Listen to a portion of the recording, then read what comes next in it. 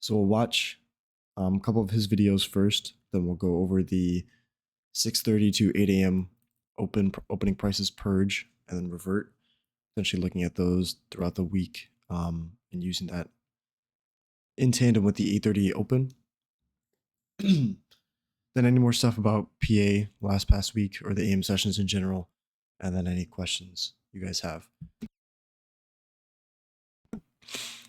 So let me pull up the executions first.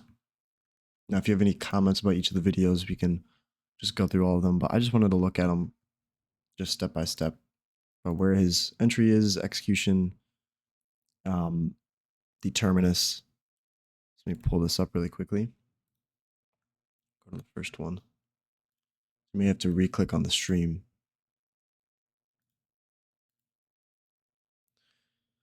Should be showing up.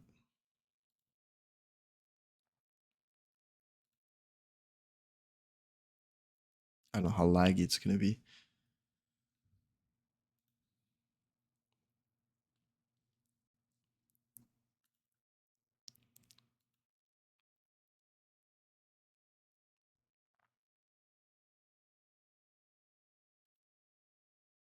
Yeah, it is a little laggy.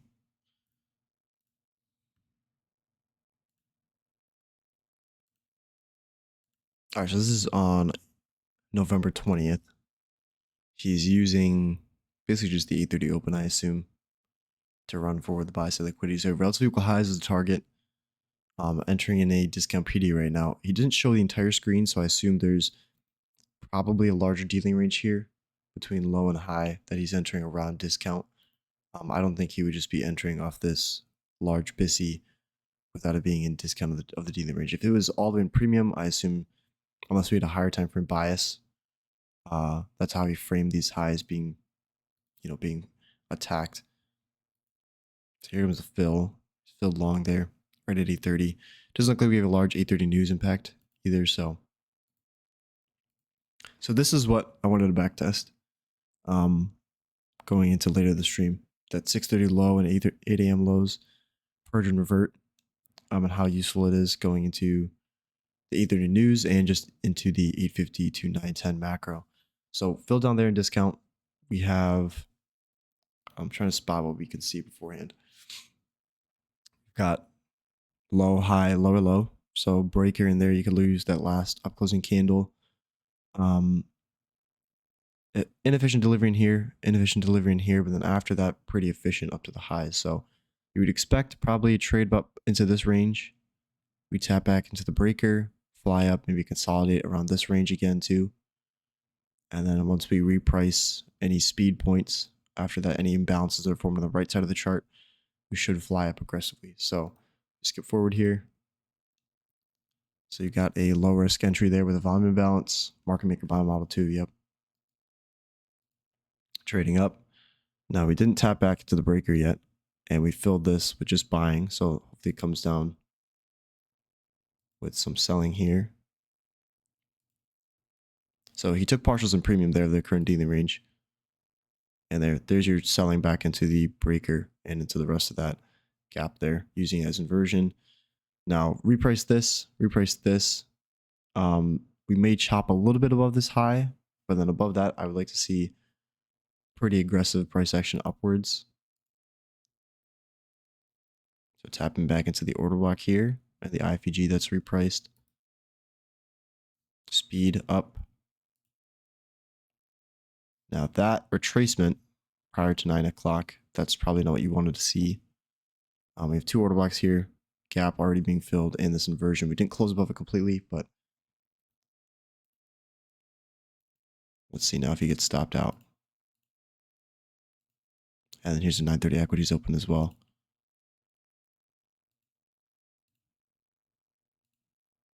And stopped out. So that was just using the 8:30. So I'm going to keep writing that down. We're going to backtest that just from the past week itself. We didn't have a ton of stuff this week relative to the 8:30 news, but just Monday, Tuesday, Wednesday, and then Thursday and Friday we did have news. So look at the next one.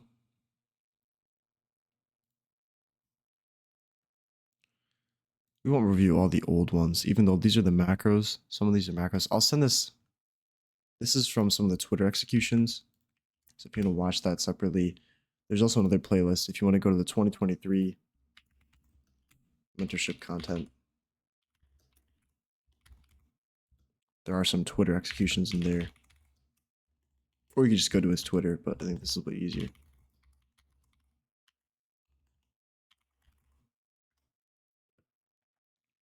So in here, using 830 again, 630 lows right here. We're below that. 8 a.m. low.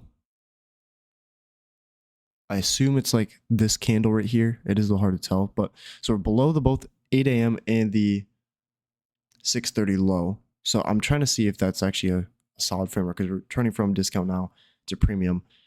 Now, we didn't take this sell side. We didn't take this sell side either. This down here on a higher time frame, higher than the 1 minute, will be a wick. So this is probably a rejection block.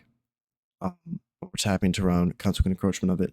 So he sees a consequent encroachment, respect twice, and then we trade back up.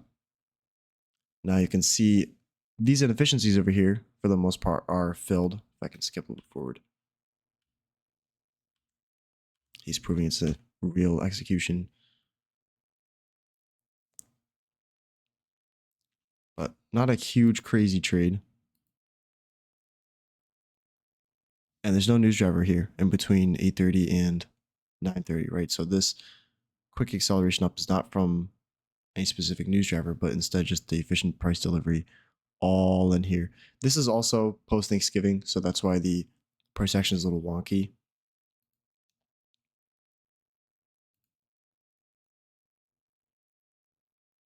But you can see very, very, very quick reprice, right? I told you there's no inefficiencies. So just nice acceleration up to the buy side. Takes off 80%. Now, we did form a lot of imbalances over here. So I assume if you want to take that low to high of the dealing range, you could return into short-term discount, maybe retapping into the mitigation block in here. So if you have a failed breaker, this low, high, lower low, or so you're supposed to see a lower low here, but we don't see a lower low. It fails it. Also, if you have SMT, that would be your mitigation block. It's not something that I solely execute on. It's just kind of a full classification of it. But you can look to this as just inversion order blocks, right? So we trade it up into premium. We can see it most likely trading back into short-term discount. Let's see if it wants to. You can see that imbalance up there also causing some resistance. So trade back into just this range back in here. Technically also a breaker, external range breaker. And then he scales all the way up into the buy side. So all of these, most important thing you need to look at is the time he's annotating, and then anything that he says on the chart that sometimes doesn't make sense, or the specific buy side or imbalance he has marked up beforehand, most times has a lot of meaning behind it. He just won't explicitly say it on the chart. So if he has something like that 630 low, the 8 a.m. low, like it was executed on that first little picture there. So here we probably have Powell speaking or something at 10 a.m., but you can see very choppy price action. November 28th. So the week of Thanksgiving. So we're in between 10:30 and 10:45. Silver bullet sweet spot there. Now he's not showing where he's targeting. Right about 6 points, but I wish he showed a little bit more on the left side. We have relative equal lows here purged. We trade back up, and we, I guess, confirmed there's no breaker in here either. Up here, I guess, is the breaker.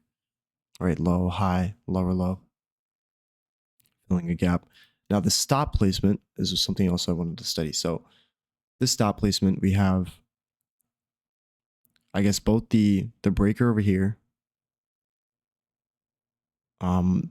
this order block range on a higher time frame probably be one down closing candle, and the bisi. So I'm trying to find what 3 PD rates he's trying to use. Oh, we also have an inversion gap here. So inversion gap, that's probably why he's placing it there. So inversion gap, breakaway gap in here that he wants to be left open, and then he trails a stop right at the premium end. Now, he doesn't show the full left side. I wish he zooms out so we can actually see.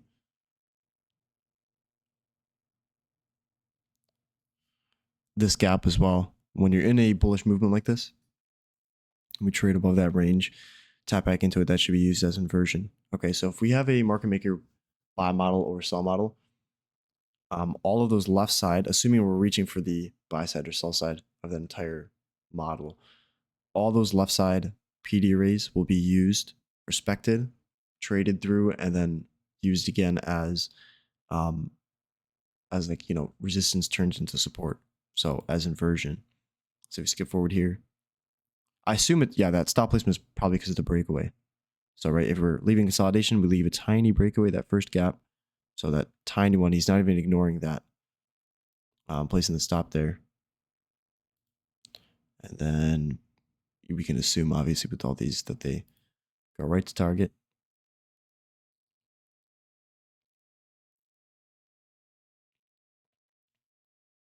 BPR left in there.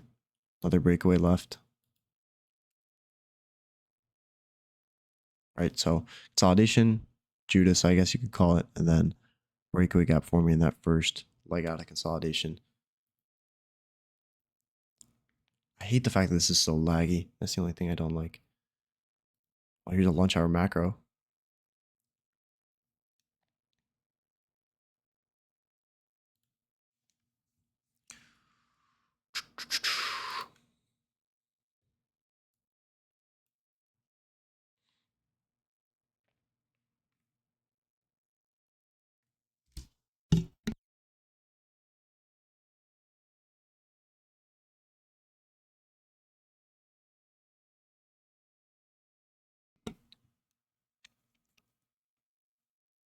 All right, so right at the end of 10:50 to 11:10, he's not really showing.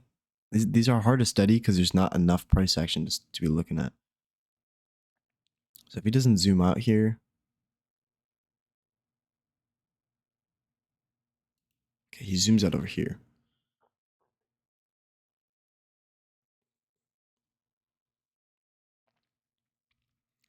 Here's enough. Okay, so he goes long right between that sweet spot there. Looks like the same trade he actually posted before.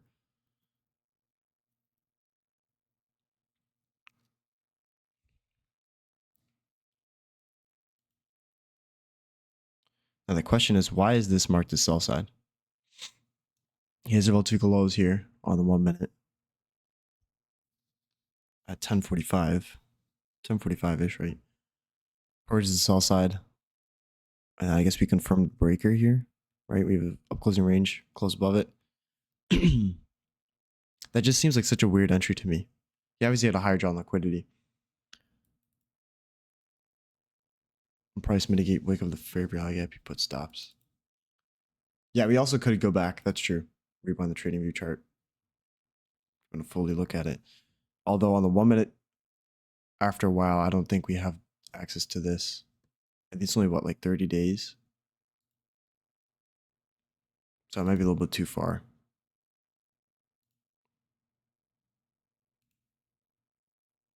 Now it's just super laggy. All right, we'll come back to these. There are a couple good ones, though.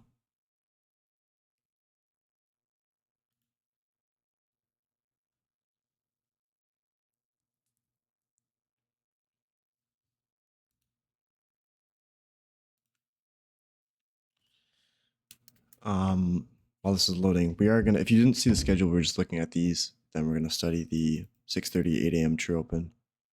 And then any more stuff about past AM week, and if you have questions about anything, AM session related, ICT concept related, we'll cover that too. So this one also during December, so it's gonna be low probability. And it doesn't want to load. So relative equal lows.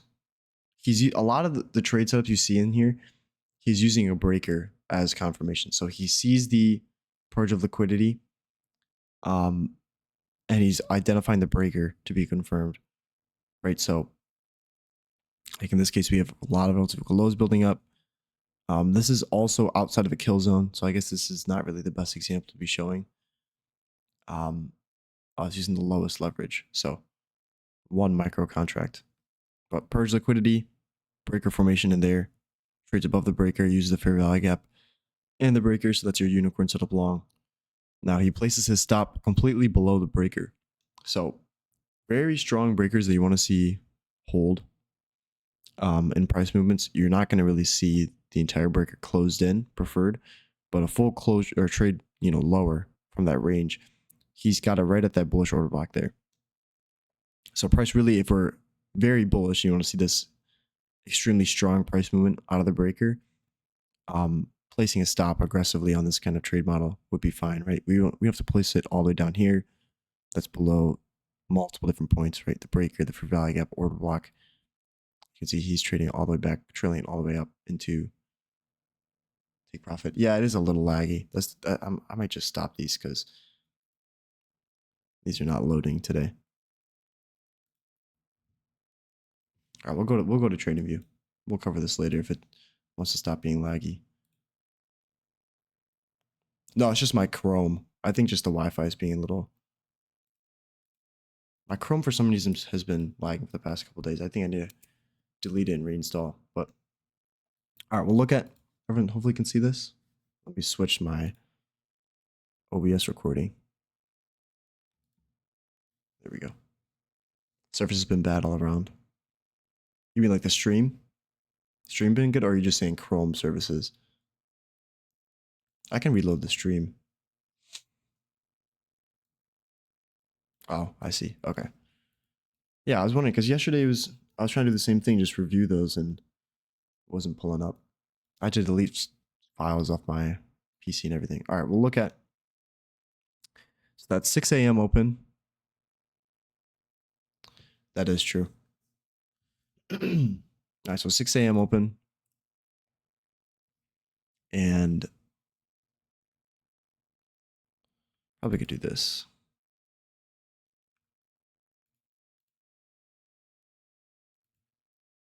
Do the 8 a.m. Oh, sorry, 6:30. And 6:31. We'll do 8 a.m.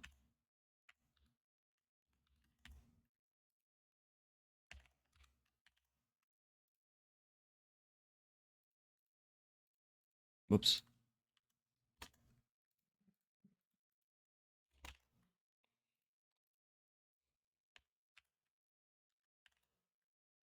So I believe these are the current times, right? Yeah. Keep that on. So right at 8:30, we're looking at if we're below or above these opening prices and sweeping any form of liquidity. So obviously Friday we had news, but we're below both the 8:30 opening price, 8 a.m. opening price and the 6:30 opening price, and we trade up into the buy side. Now, obviously it was not a solid AM session, at least from my perspective. Nice 850 macro there. So the only time that I'm really looking at 850 macro during the week is after 8:30 news, because this, you can see this as your true open. So not your true open, but your session open. So if we have 8:30 news, I said this last week on stream, but if we don't have 8:30 news, 9:30 is going to be your opening for the day, for the session. Silver bullet should be clean. Going into the macro should be clean. And then sometimes 10:50 to 11:10 on a 9:30 true open is a little messy, but if you're looking at 8:30 as the true open, you have 850 macro should be clean. 9:30 open should be clean as we run for on-tap liquidity, or in this case, if we already tap liquidity, it's not going to be as clean. If we have 9:50 to 10:10 macro, that also should be clean. Now, silver bullet hour after an 8:30 news driver, a lot of times is going to be a little messy. You can see in here we're not expanding. We're kind of consolidating here on the higher time frames.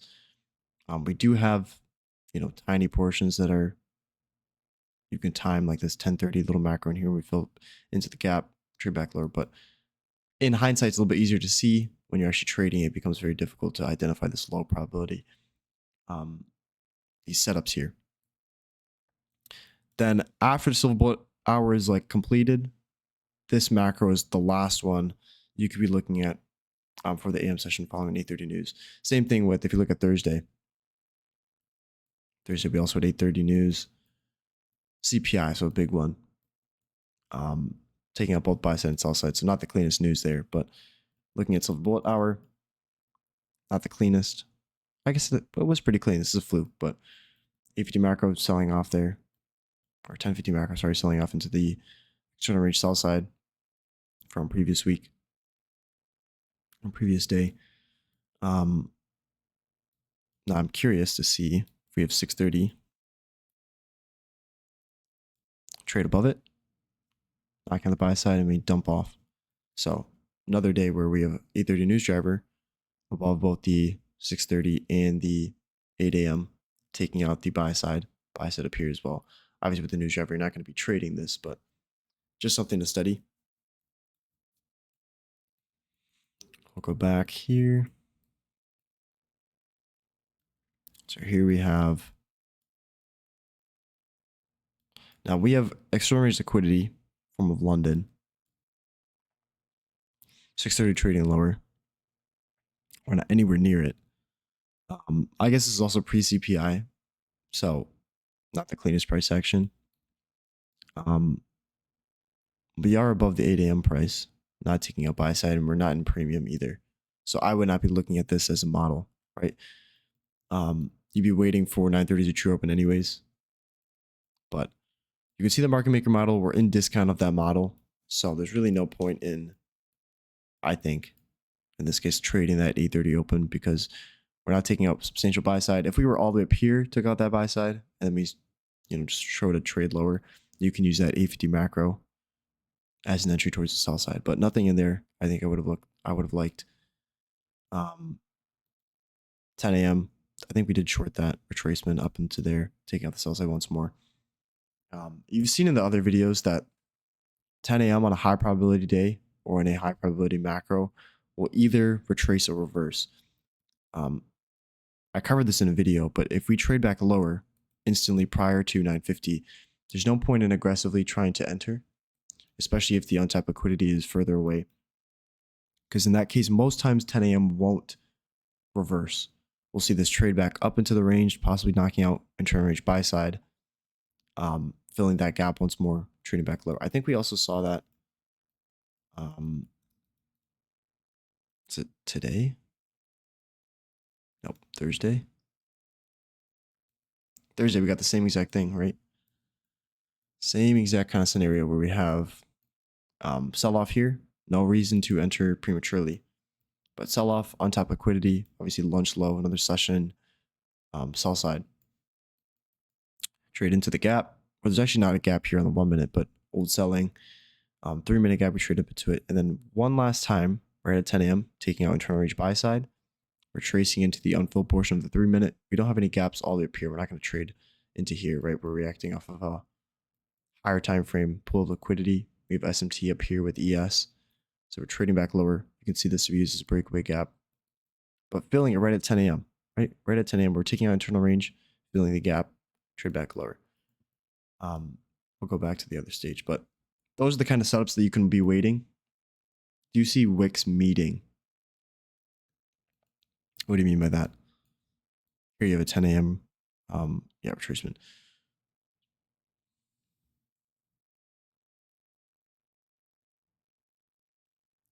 You wait to input stop, come back to last place. Oh, you want to go back to right in here?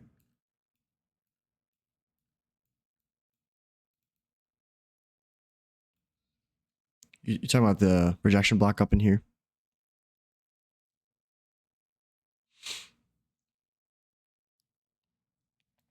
Oh. Yeah, the fair value gap. 3 minute fair value gap. The highest wick.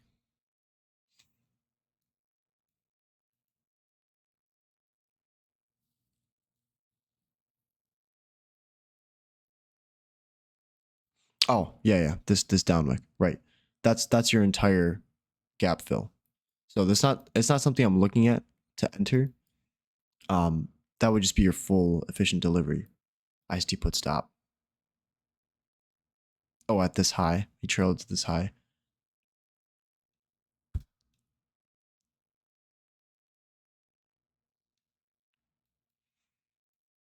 Right. Yeah. So if you see that kind of fill, right, where we're expecting lower prices, we see an entire efficient fill from wick to wick of the fair value gap, and we leave it. Most likely, there's no reason we should trade back into that gap.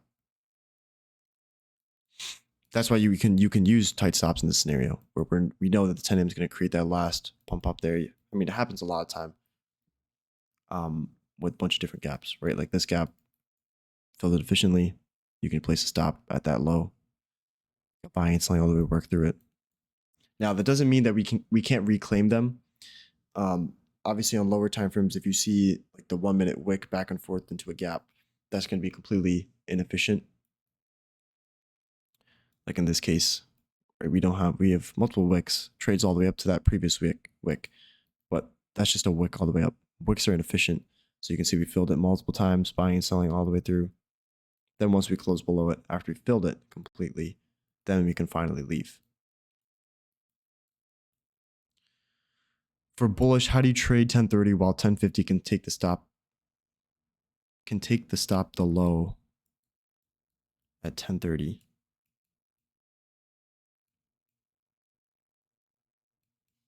I think I'm confused by your question.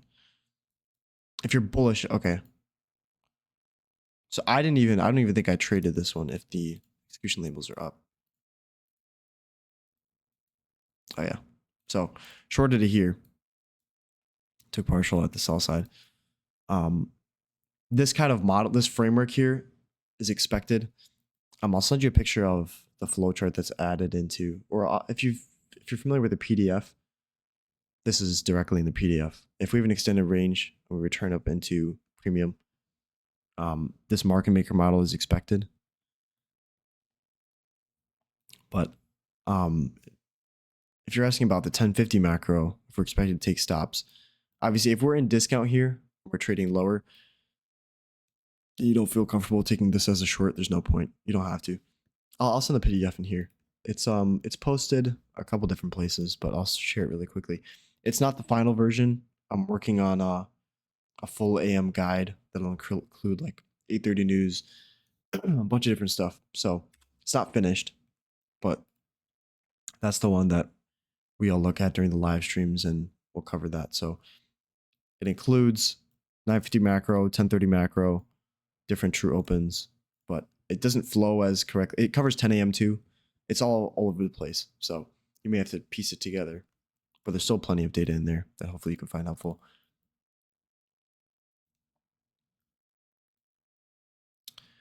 Let's go back to Tuesday.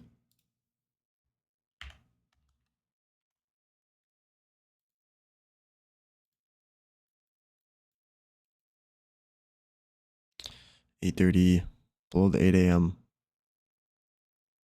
below the 6, but 9:30 true open. Looking for buy side. Okay, anyways. Yeah, no problem. How do you know when a breakaway gap appears? So there's a couple different things that I'm looking at. Obviously, we need to be in some sort of market maker model. But the two ways that I can kind of anticipate a breakaway forming is, after original consolidation. So if we're consolidating clearly before running for liquidity target, not expecting a Judas out of it, meaning we just have consolidation. Even this can't happen for Judas too, but if we just see this run aggressively towards buy side, that first gap that forms most times will be a breakaway gap, especially if there's another gap that's layered on top of it. You want to see that completely unfilled. Or the other way you can look at it is if we're leaving some sort of higher time frame point of interest. So say there's a 15-minute sell side pool or a 15-minute imbalance that we're filling, and then the 1 minute quickly leaves it. A lot of times on the 1 minute, we'll form a breakaway gap after we're leaving a 15-minute sell side or buy side pool, something like that. Like if you look at the different kind of points, right? We have consolidation in here, not leaving any higher time frame thing, but Judas swing lower. First gap that forms, completely left open is breakaway. Now it's obviously not going to be like a set in stone rule where every single first gap is going to be left open, but that's something you can use. Another thing would be if we're looking at a unicorn setup where we have a breaker we're expecting a strong reaction, right? Where we have breaker like this, trades back lower, and we have maybe a gap that lines the top of the breaker plus the breaker high. If we have a gap all the way down here, right, I would not expect that gap to be filled, especially with this kind of strong setup. So we have a breaker and fair value up to unicorn long. And get a reaction off that. Any gaps that you see, maybe a tiny one below that, we could wick into it, but like a gap all the way near the smart money reversal, I would expect that to be for sure left open as a breakaway gap if you want to use this as a strong reaction in price, right? So you can use PD arrays to like kind of frame breakaway gaps, or not even gaps that you just want to see fully filled. Like price shouldn't return to that area, even if it maybe wicked through it and we leave it. Say we form 3 PD arrays on top of it again. So say we trade back into a range. We have this range, we trade back, we wick into it, we form an order block, and then 2 more for value gaps like this. I'll show you. Oops. Order block range, and then say we have gap here and a gap here. Right, so this would be 1 PD array, 2 PD arrays, 3 PD arrays. So for price to invalidate all 3 of those, we have to trade back into this. So you could like either place your stop up here, expect price to not return back up into this range. Another way you could look at it is if we see something like efficient price delivery, where we have no gaps that are forming or gaps that are completely filled, right? So I have a whole different video on that. But if we form efficient price delivery and you want to see speed through that level, that speed point is going to obviously create imbalances. So like if we look over here, it's not really a good example. Also, let me see if I can find the link for you if you haven't watched that video already. It should be posted in YouTube vids, but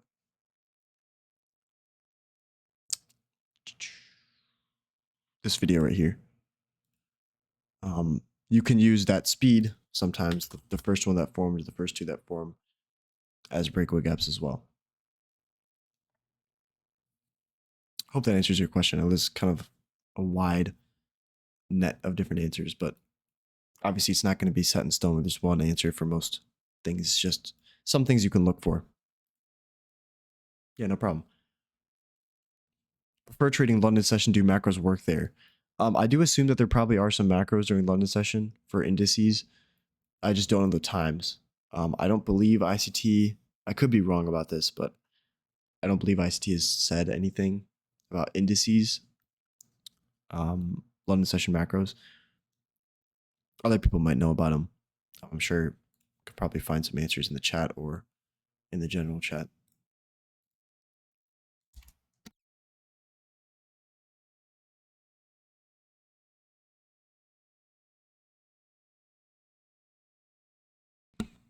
Okay, yeah, there you go.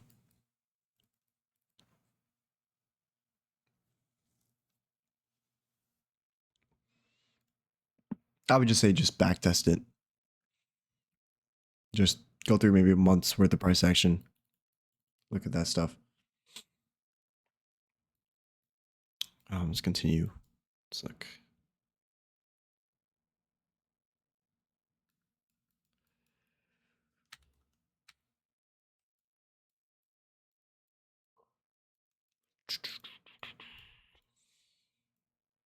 all right, Monday's price action.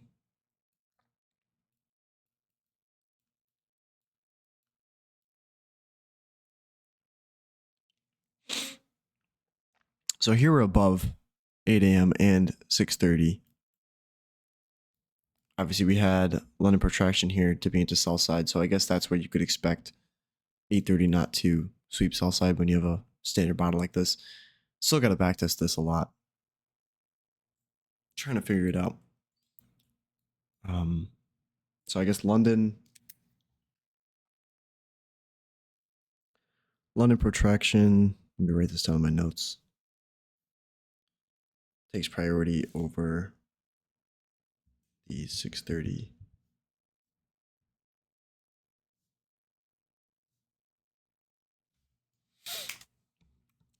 All right, we can have a whole different backtesting session just on this. I don't want to spend too much time there.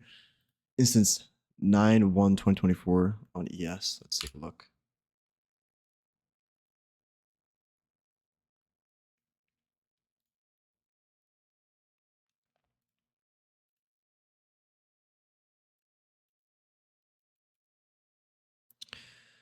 When I see 1030 retrace, but 1050 to 1110 take the low at 1030.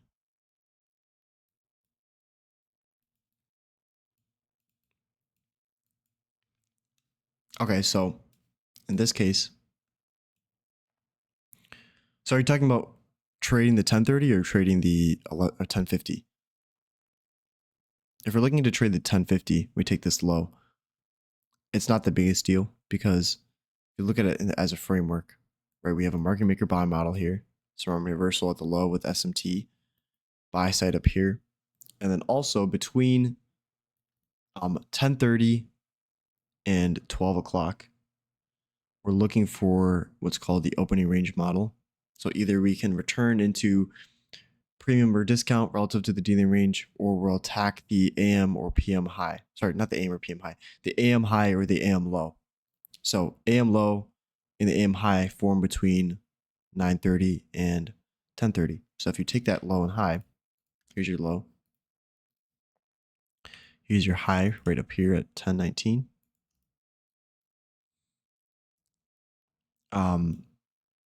Now we're expecting price between that time of 10:30 and 12 to run for this high or this low. So as a framework, we can see we obviously left the sell side down here. Have SMT, so that's a bullish indication between NQ. And we have outstanding buy side from the pre-market, as well as London session high all the way up here. Let's see if I can find it. Basically all the way over here. Okay. So multiple opportunities for buy side. So us taking this 1030 low is not really a substantial pool of liquidity here. It's just a swing low. We're just retracing into discount of this dealing range here, right? So back into discount, tapping into a gap. We're not disrespecting PD arrays. We're just retracing. Obviously, if we're in a retracement stage of delivery, we're going to change our order block. We're going to have a change in state of delivery. So we're going to flip from bullish to bearish. So you can see the order blocks in here holding as we tap into discount. So even though we take this low out, I don't see that as a market structure shift. We haven't taken a buy side yet. First of all, that's your first thing you're looking for a market structure shift, right? So haven't taken a buy side. So this market structure shift doesn't really matter to me. I'm still watching to see how we want to react. Then this you could just see as an internal range liquidity pool, right? Relative equal lows, take that out, return to discount, we trade up. Here's another form of breakaway gap forming, right? Breakaway gaps. And we're looking for the AM high, the buy side, and we have London. And you can see London eventually was ran out over here. So don't feel like if we take this out, I would see a very hard time. I would have a very hard time framing us trading all the way back lower here after you saw that, right? All the way down to this low, especially leaving these highs so close together. So I would still be anticipating a buy side run if you saw that low, you'd be waiting. Okay, let's see how we could react off of discount here. You see a nice reaction, close above this breaker, right? So low, high, lower, low. I don't know if you can see it there, but very tiny breaker in there where we're sweeping out internal range liquidity. So this breaker, if we form a gap on top of it, you don't want to see it trade through that breaker. So if we extend this out,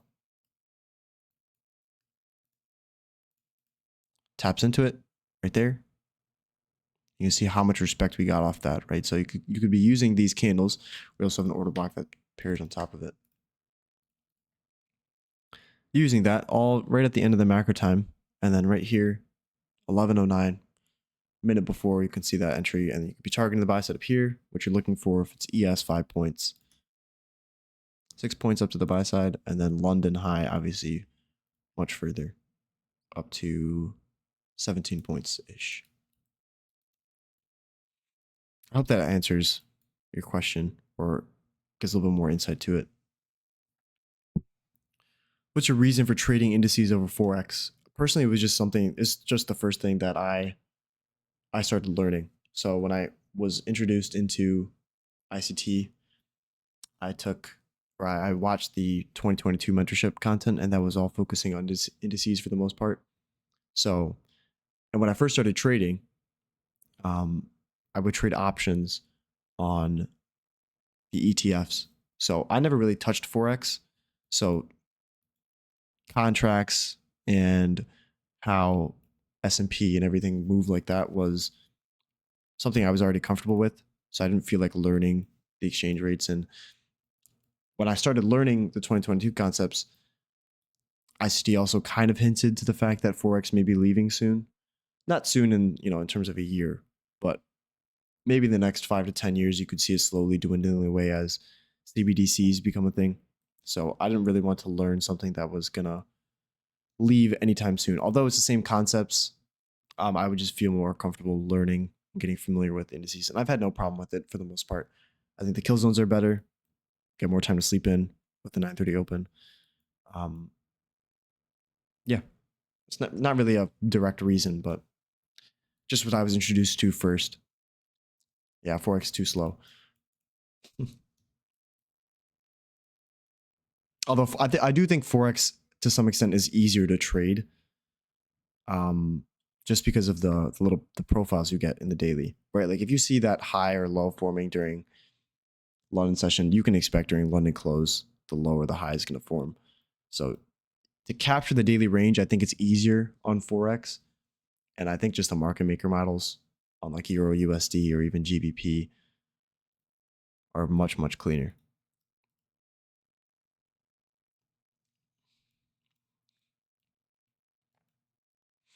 Right. Yeah.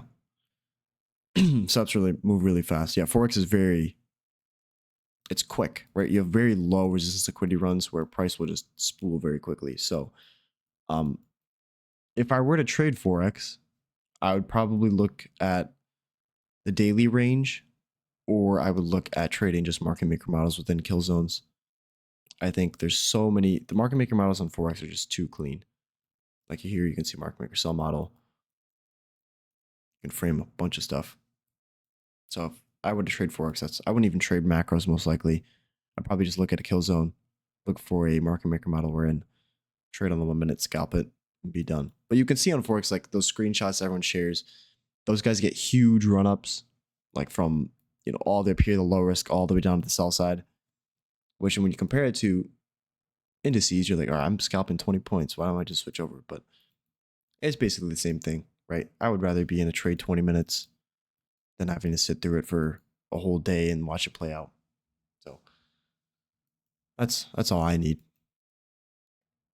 So I'm still working on that the AM guide. I sent it into the chat a couple days ago. I just want to make sure that I'm not missing anything. So let me send it in here. If there's anything that you see that's missing, shoot me a DM or you can just post it up in here. But this is what it's going to include. It'll probably be, I don't know, maybe 10 to 30 pages long. So it'll cover pre-market, kind of everything that I look at in the morning session. Oh, it's just not going to load.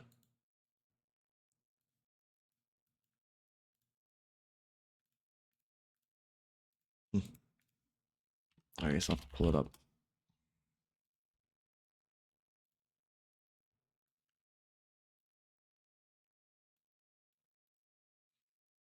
Yeah, it's got Judah swing, macro explanations, all the different types of stuff.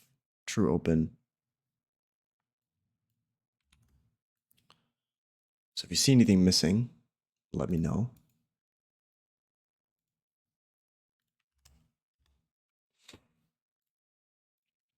Would you ever consider trading spreads on futures?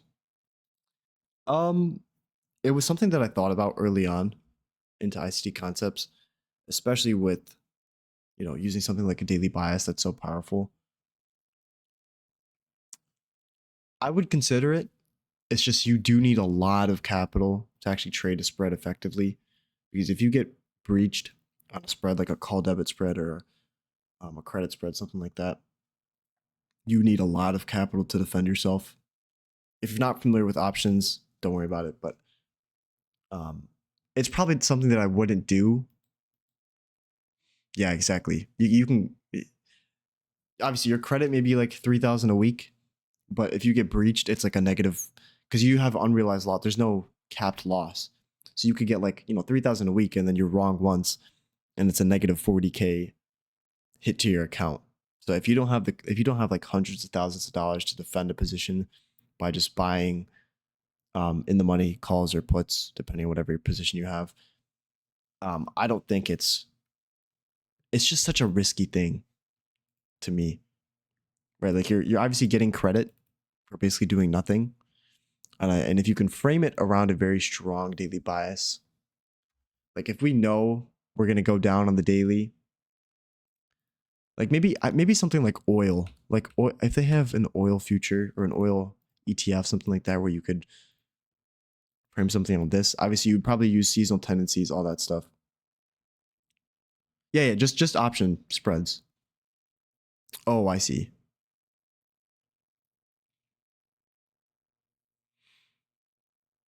Buy NQ and sell RT.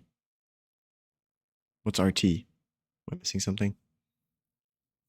Are they talking about option spreads? Oh, option spreads are a little bit different. Oh, like hedging yourself? No, I wouldn't think that would work, to be honest. Like even short term or long term, it's not something I would do. Like that'd be the same thing as like shorting NQ and long on ES at the same time. Obviously, it may work for like 10 minutes, but in a high probability scenario, I would not want to be like inverse on each other.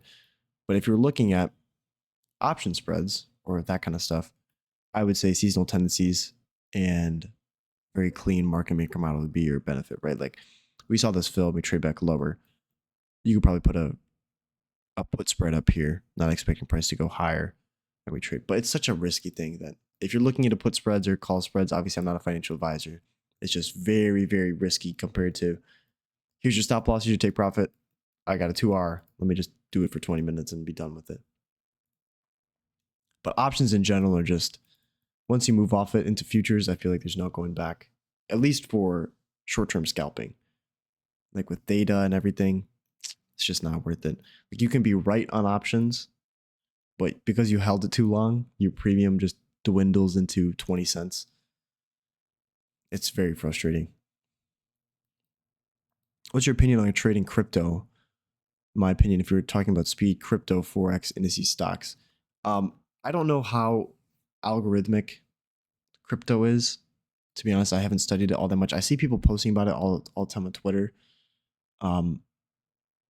It may be a little bit more if you've been following Bitcoin because they have that spot ETF that's coming soon. It may be more algorithmic, but it's not something that like if you were to look at it, it's slow. It's very slow, I think. Like when it stays in consolidation zones, it stays there for weeks sometimes. It's just not something I want to trade. So I would say trade. I'm never going to trade crypto. I'd rather switch to Forex. If indices don't work, I'm switching to Forex, and then maybe if just trading low cap stocks. These trade options with long term 30 to 45 DTE, 8% return, close and repeat. I'm looking at it this year. This year I was like, okay, if you know about the seasonal tendencies and the quarterly shift during March and April, where we're supposed to form that low, obviously using the IPTA data ranges, I think he talked about it in, what was it? The ICT Charter Model 4, whatever one he most recently released. He also talked about it in the 2023 mentorship, which is why the first time that I heard about it. But if we let me show you really quick. Between March and April, we're supposed to put in a low. For indices, I'm talking about specifically indices. We're supposed to put in a low, and if you use the 20, 40, 60 IPTA data ranges, and we take out sell side or tap into discount there, you can use the monthly expansion as your target. And you're able to capture some pretty decent movements. Like in here, we have, you take the 40-day, tap into discount there during March 13th, trading into an imbalance. Probably the 40-day look back, targeting monthly expansion. So March 13th to, we'll say April 13th. Obviously, then any buy side or premium PD raise you see. So I guess you could be looking at this high. But this happens a lot of time, not every year, but sometimes you see this form. And if you're using that, you can use like this open as your entry. You know, that's a 7% gain on NQ within a couple weeks. So obviously if you're trading like a 60-day option with no theta decay on that, it's a nice return. So I might look at that this year. If it forms and we see something that's similar to this, I might just put it on like as a long-term thing and see how it goes. Obviously, I don't really care too much about it, but I think long-term, if you're going to trade options or stuff like that in a demo, quarterly shifts, seasonal tendencies should all be something you're looking at. There's a whole content video on like a core content section on long-term swing trading. But it's mostly for Forex. So if you're looking at Euro, USD, or GBP, JPY, all those other ones, there's a bunch of different videos on that. Do you use projection targets? For the most part, no. Actually, no, I take that back. It's a good 50-50. I prefer just using sell side or buy side as a full terminus. There's very few times where, like say in this scenario where we're entering short, we have sell side down here. This is such a far range where I would most likely take it off right at the sell side. Projection targets, meaning like, obviously if we have like a range like this, looking for a symmetrical price swing, this -1, I probably would not be targeting the -1. I'd be more looking at here's sell side here, and then just trailing my stop.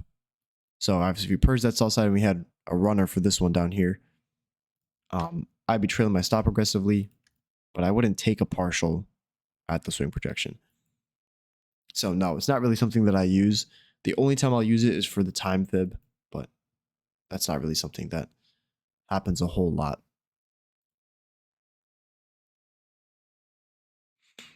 I don't even bother with seasonal tendencies. Yeah, I don't really bother with them either.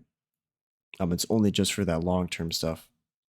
I don't even look, for the most part, if you look at the daily bias posts, I don't really use anything higher than the 1 hour or the 15-minute. Like 15 minutes is the bread and butter for daily bias for me. This is all I really need. Just looking at little sessions, all the buy side liquidity pools, sell side liquidity from previous day. The hourly, obviously I'll glance at the hourly and the daily just to look at where we are, what we're expecting on the daily expansion.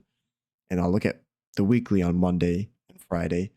But intraday and just framing a daily bias, 15-minute and the hourly, if you're looking at intraday scalps, is really all you need, I would say. Now, I obviously trade on the 1 minute.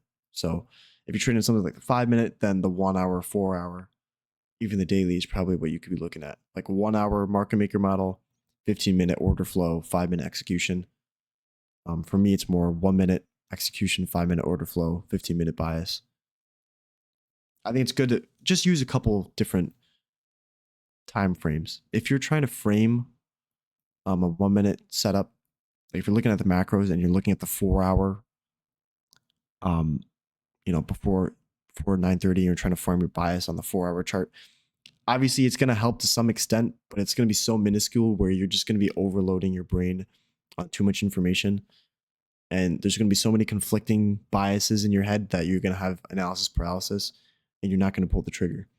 So for me, 15-minute, that's why I have it pulled up over here. 15-minute chart, looking at highs and lows for value gaps. That's all you really need when you're just trading macros. Silver bullet, you could look at higher ones, but summarize 2 1-hour lectures from ICT in 2 minutes. Hey, but I can't teach it like him. But yeah, if you're trading something like this, you got to simplify it, right? So if you're looking at macros, even silver bullet, if you're looking between 10 a.m. and 11 a.m., I would argue you don't need anything higher than the 1 hour, just because you have the first hour of price action, 8:30 to obviously all of overnight. You have the first hour between 8:30, 9:30, and then the opening range between 9:30 and 10. And most times, if you can't frame a setup just based on the closest buy side, sell side, and then what happened during that first hour or the first 30 minutes, I'm not going to be taking a trade. If we see clean price action, we see a reversal at 10 a.m., we've got opposing sell side liquidity, nice Judas swing that formed. All that all happens on the 1 minute, and you can see it here, right? You don't see me flipping back to the 4 hour. Where's the fair value gaps? Like, obviously we're trading into this where you could see downside movement, but on a lower time frame, you're really not going to be using that all that often. One thing I do want to say is if you're trading multiple contracts, for me at least, when I have multiple contracts on, and we're scalping like this, I'm probably not going to be holding to the 15-minute buy side or sell side. I'm going to use it as the draw and then use 1 minute structure as, as take profits. So if we have something like this where we're shorting 3 contracts, I'm going to be using first contract off at 20, second contract off at either internal range liquidity, or if we're looking at 50% of the dealing range and it's not already purged, 50% of the dealing range for second contract, I would say first contract 20. In this case, if we're looking to short here, 20 points. Second contract, probably the swing low. Third contract, all the way down here. That's just all personal preference though, so figure out what rules apply for you. Expecting to take out that high on the first pullback, but it didn't. So how do you approach? How do you feel confident taking trades before taking out first pullback high? Talking about this high up here, this buy side CPI.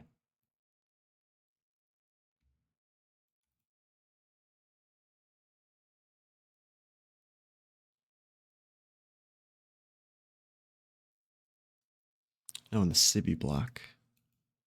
The sibi.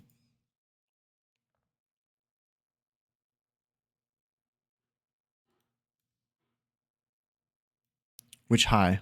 Which time high?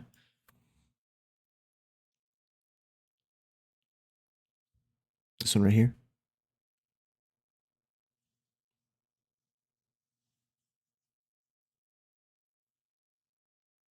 So I didn't actually trade this at all. I didn't feel comfortable taking this one. I felt it was a little bit too delayed, but I would say if you wanted to wait, if you wanted to see that swing high taken and then we trade back lower, I would say wait for confirmation.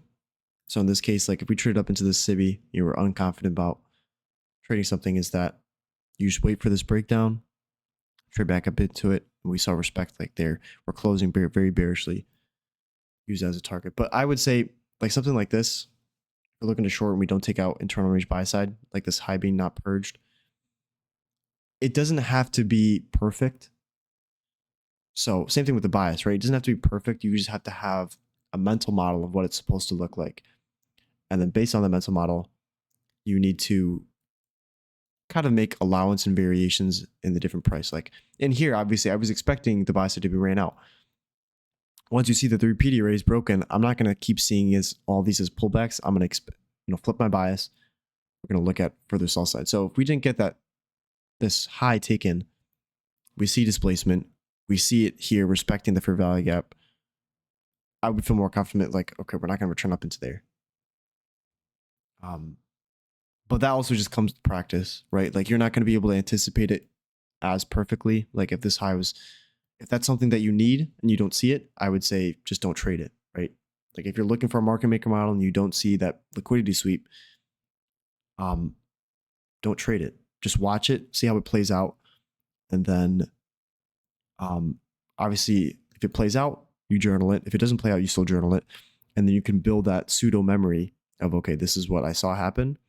For the next time that it happens, I'll feel more confident. If it doesn't do the specific thing and I see something like SMT, I'll feel more confident taking the trade.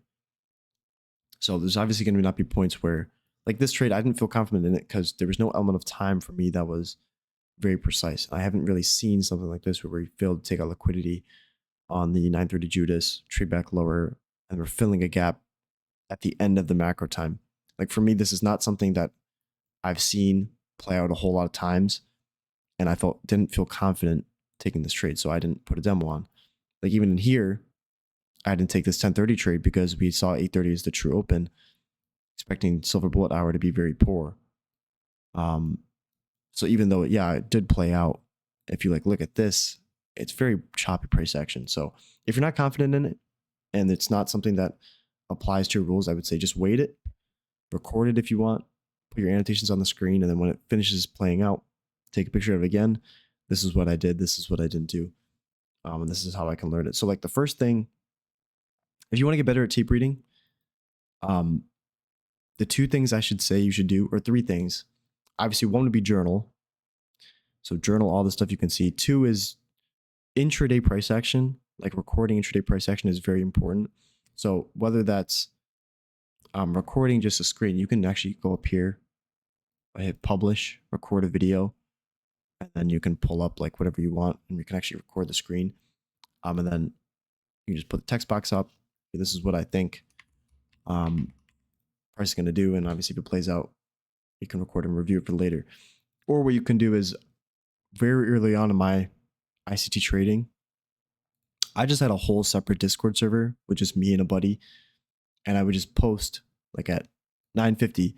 I would post a screenshot in there. This is what I think is going to happen. And then at 10:10, I would take another screenshot, send it in. Was my bias right? Was my bias wrong? Here's all the stuff that I marked out.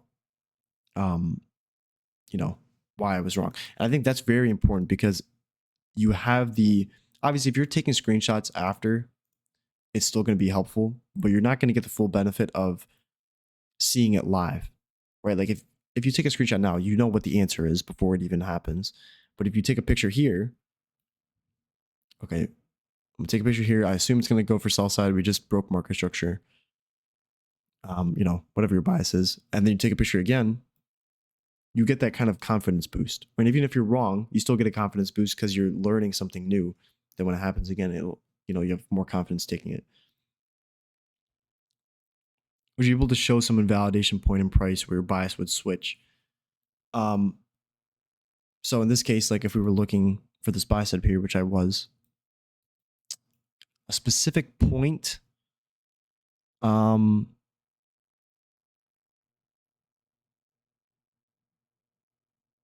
probably right here. If you want a full, a very, very confident point of me switching bias, will be right around here.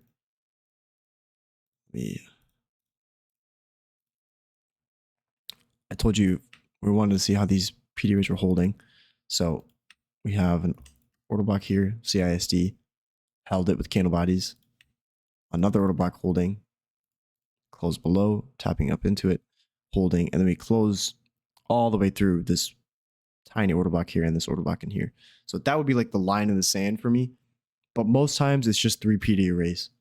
If I see 3 PD arrays broken, and it's very obvious ones, on the left side of the chart, and I see 1 or 2 up to 3 PD arrays on the other side, meaning if we're bullish, we see 3 bullish PD arrays disrespected, traded through, and we see bearish PD arrays respected on the left side, right? So we're trading through this gap, trading through the order block, tiny order block there, trading through this order block, and we see respect on this side. That's instantly I'm flipping bias. But most times it's not going to be a direct PD array. You're going to be able to spot it, but 3 PD arrays is the rule that I'm going to use.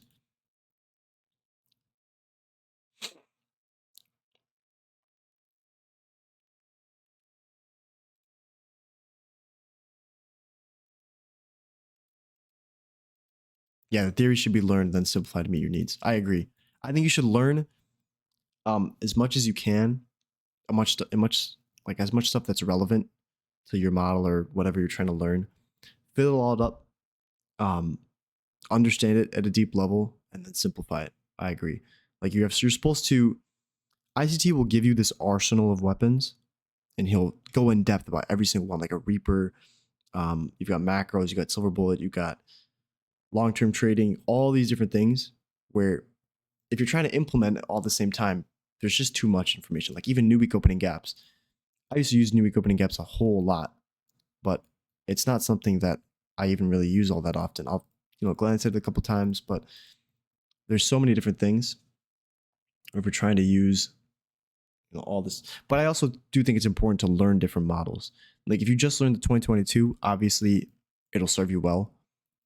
But just learning the different models will increase like your understanding of that specific model, right? If we're looking at trading at 2022, and I'm like, okay, 10 a.m. we know that 10 a.m. can reverse sometimes, then maybe I can build a 2022 model off of the 10 a.m. reversal for purging liquidity, right? So it's all about simplifying it to an extent, but not oversimplifying it where you're just trading PD arrays, right? Like the most basic thing is people will mistake ICT concepts as, okay, I've learned what a fair value gap is. I'm going to find a fair value gap and I'm going to trade it. But that's not how it works, obviously, right? Do you use inverse PD arrays at all? I do. It's something that I use every single day. Mostly it's just inversion gaps and inversion order blocks. For the most part, it's just inversion gaps though. So if we trade through something like this with just selling, I want to see it filled with buying again. So here's your inversion gap. Most commonly, if we're in a market maker model, all those left side curves, I want to see left side imbalances use as support once we fill it and close it past it. Inversion gap here, buying, selling, close above, order block fills on top of it. Should not trade below there. Another gap here, same thing, right? Waked up into it. So inversion gaps are very, very important. It's not something, I think it is something you do need to learn of how to understand and use them. I have a whole separate video on it. So I have a whole separate video on inversion fair value gaps, and then there's another one on inversion order blocks. It's called like advanced order block theory or something like that. So if you're struggling with that, they're both probably like 15 minutes or less. Would you have taken it if buy side liquidity was taken?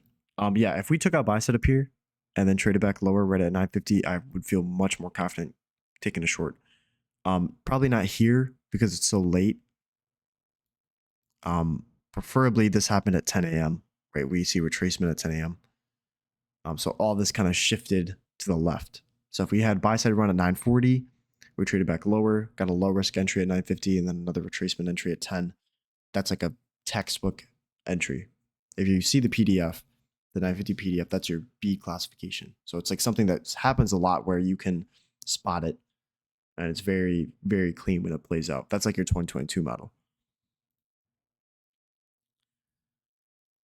Learn 2 to 3 models and perfect them. Yep, I agree. But it's something that's difficult, right? Like, especially with ICT concepts. So he said, otherwise you will just keep learning, keep searching for the magic formula, which I think everyone has that stage where you're trying to learn something new because it's like the most impressive thing to you, where there's always a new ICT concept that just blows your mind even more. Something about time or some PD array. But you have to get to a point where you feel confident enough in your model where anything new that comes out or anything new you stumble across isn't going to, you can learn it, right? You may think it's cool, but you don't have to feel pulled to try and implement it into your trading. Just slow down. You can look at it, think it's cool, but what makes you money is what makes you money, right? So if you trade silver bullet, that's all you need. That's all you need. I do think it's a phase, yeah. Sticking with market maker model, that's all. So everyone will go through that phase. If you're in that phase now, just, if you're still learning, then yeah, for sure, keep learning. But if you feel like, okay, I have enough stuff under my belt, I can frame my own model or just, learn someone else's model, then do that. But it's also, you have to try different things, right? Like if you're sticking on one thing and it's not working, or you're just not finding it suits your personality, switch to a different model. Market maker models maybe are too long for you, or there's not enough setups. Then maybe you focus on silver bullet. It happens every day. Maybe silver bullet's too long. Focus on macros. So it's a bunch of different stuff you can just be looking at, or you could just be strictly looking at 2022. Everything comes together in month 8. Month 8 is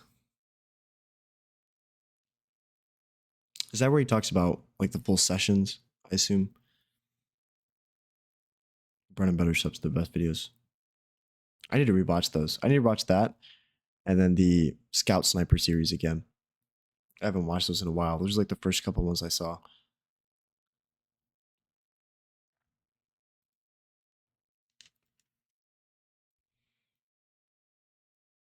Because you can focus on macro times.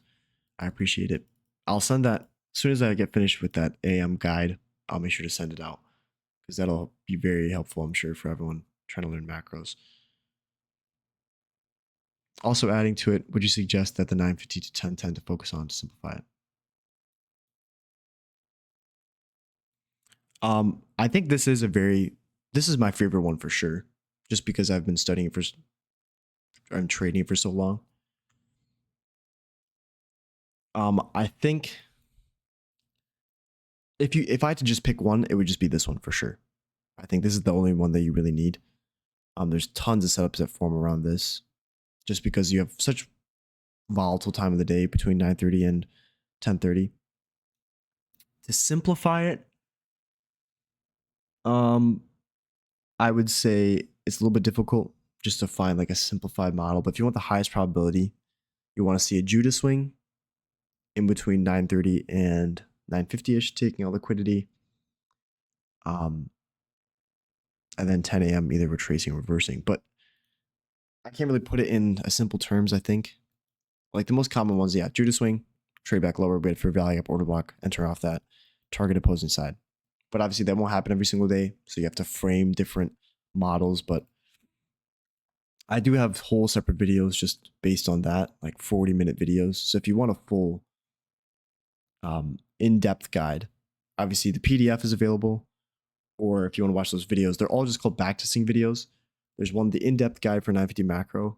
And there's like 3 backtesting videos that all cover 10 a.m. basically in depth. I'll send the PDF again. Oh, let me just reply to it. So it's not a finished version. So there's not everything in here. But this one right here, if you click on that click to see attachment, it'll scroll you back up to there.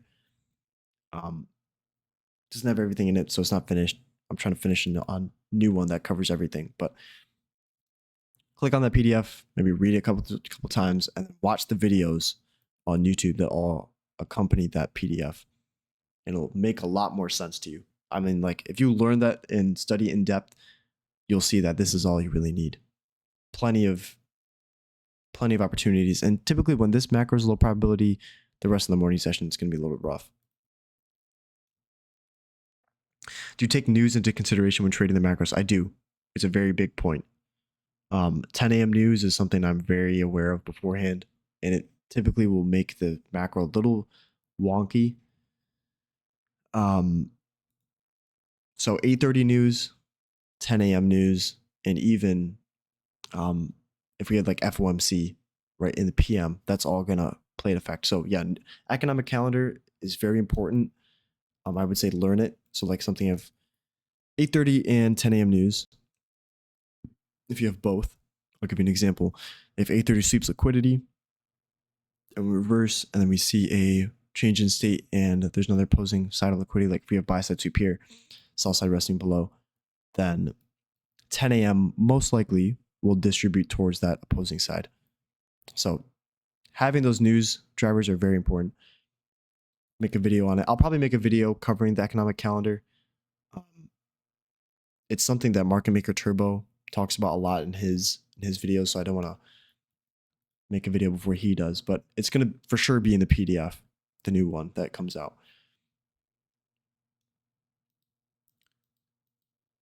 My suggestion to those who struggle. Yeah, I agree. It's just liquidity and imbalances. That's the simplest form. Liquidity, balance, and time. So just find something that preferably has all 3 of those. You probably don't need the imbalance part, but time and liquidity hunts, like drawing liquidity is your most important too. And then balances are probably your entry pattern of choice. I know for value ups, are very easy to spot most times. So that's all I used to study. Like very early on, if you look at the old macro videos, you just see me basically just waiting for value up to form in the direction of the liquidity I'm trying to trade. So if we have buy side, we see an imbalance form as a bisi. I'm taking that first imbalance, and that was my whole model. Obviously, you can classify into further stuff, but very simple stuff. You can trade it. Try to trade the 850 macro if we have 830 news, 950 macro, 1030 sweet spot, and maybe 1050. Yep, that's exactly what I look at too. All those different times, and that's all you need. But it's just very specific times, right? Because if you don't see anything here, you just wait. Do you live solely by trading? I don't. I'm currently in university, so trying to do two things at once. But that's the goal. That's the main goal, Lord willing. What is your opening range model? It's not mine per se. ICT has complete videos on it, so it's definitely an ICT model. But it's basically between 10:30. So your low and high of the AM session form between 9:30 and 10:30 is what you can look at, and then between 10:30 and 12, you'll typically see a run for that high or the low. So between 10:30 and 10:45, you can sometimes find a macro in there that runs for the higher low of the AM session, or even the 10:50 to 11:10 will run for liquidity. Like if you look at the 10:30 low, so if you look at this example, AM high, obviously the AM low is put in here because it's prior to 11 AM. So I guess you could use, that's the official one. But if we're looking at just between the opening range, here's your low prior to 10:30. So we trade back up into the range here. Have a nice market maker model, right? Where we're tapping back into the inversion. You can use that to trade into there. Still 20 points away. So something that happens a lot of times. Most times that's what I'm using the opening range model as a framework for 10:30 macro or even the 10:50 macro if it's not tapped yet. There's also ways you can classify this. Like if we have a 9:30 Judas swing, so between 9:30 and 10, you're expecting a Judas swing at some time. So if we see a Judas swing form during that first 30 minutes, most times that high or low that was formed during the Judas swing won't be touched again during the AM session. And if we see something like this where maybe we have a low that was pierced right at 9:40, and then we start trading back up, and then maybe say we're consolidating right here at 10:30, I would say we're just going to go for the high again. Most likely we'll see market maker model form, Judas swing, something like that, straight up to the high. We probably won't touch that low during the opening range, but different things you can study. Studying economics and finance at the university. So boring stuff, but I probably won't make a video on opening range unless it's really requested, then we'll do it. But if you're in the private group, take a look at the Q&A section and then go to the 10:30 macro little post, and there's the video, the ICT video that I'm referencing. I'll actually send the video into the chat really quickly, but there's a bunch of different notes that you can look at in there. Also applies to the PDF too, but here's the video if you want to look at it. Indices opening range model.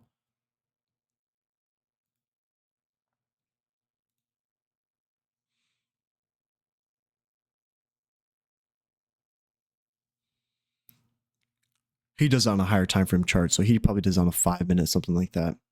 But still plays out. I do. I'll link it to you right here.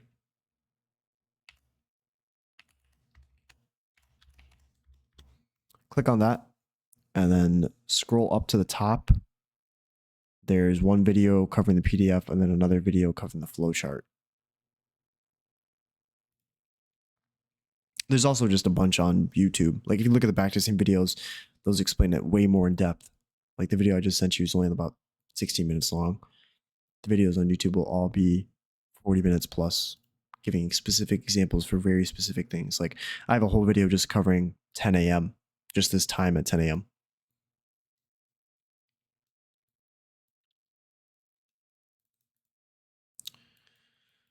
So if Chrome wants to load, let me see if I can pull it up again. Then we'll look at it. But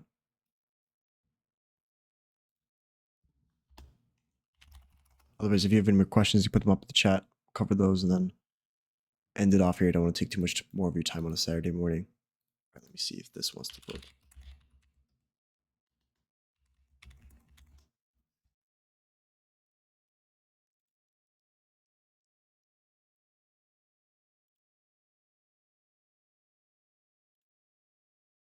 It's still being laggy. Time to switch to Firefox.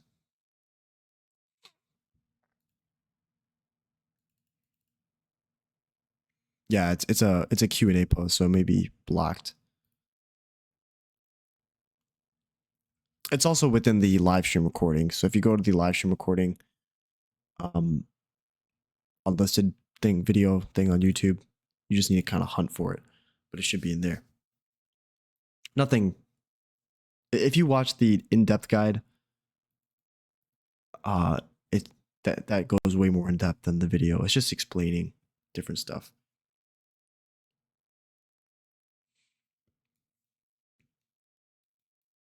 Yeah, no problem.